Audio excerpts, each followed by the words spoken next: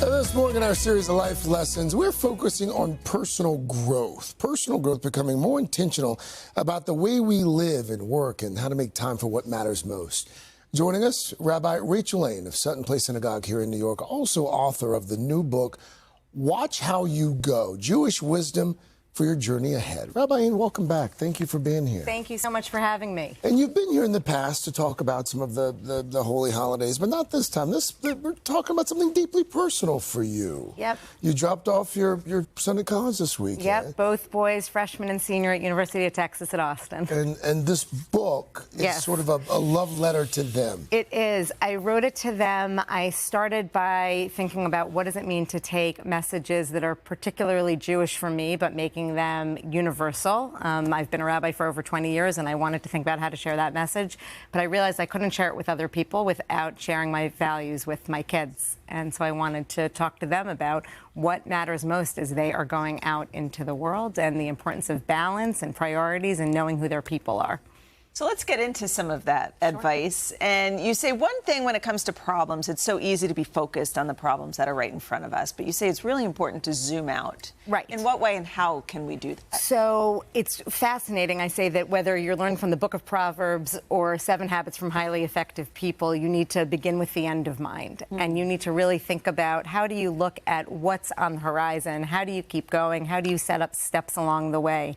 And both in a particular spiritual faith or just as we're going on in life, if we only are focusing on what's in front of us, we're going to trip. But if we look out beyond, there's so many ways we can accomplish our goals. Yeah. Change, of course, is inevitable. And some people really want to feel confident before they make that change. But you say, keep moving forward? Keep moving forward. I actually learned this several years ago on a bike ride, that I needed to reset physically, mentally, and I went on a bike ride. And they say, oh, it's just like riding a bike. But it's not always just like riding a bike. And I realized I just needed to keep moving, even when it's hard.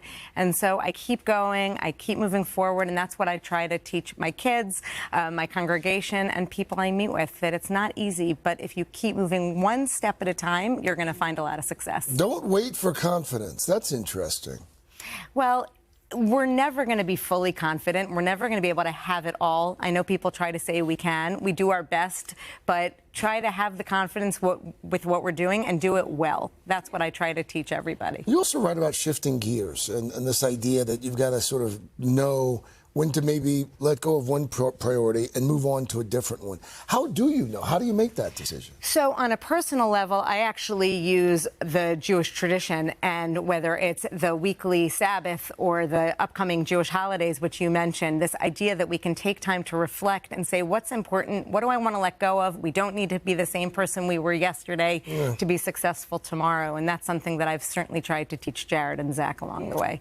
So you dropped your youngest off. Is that your youngest? He's my youngest. Okay. Yeah, so we dropped both off. So what advice do you have for parents who are maybe going through this for the first time and feel that empty nest syndrome and kind of feel lost and sad? You know, like how do you advise them? So my husband Dave and I say that when they are where they're supposed to be, we are the happiest. It's hard. We're nervous, but we're so proud of them. I think that communicating your values to your kids is really important. That's why I wanted to write this book. I want them to know they've read it, which is really meaningful to me to have my own kids read my work.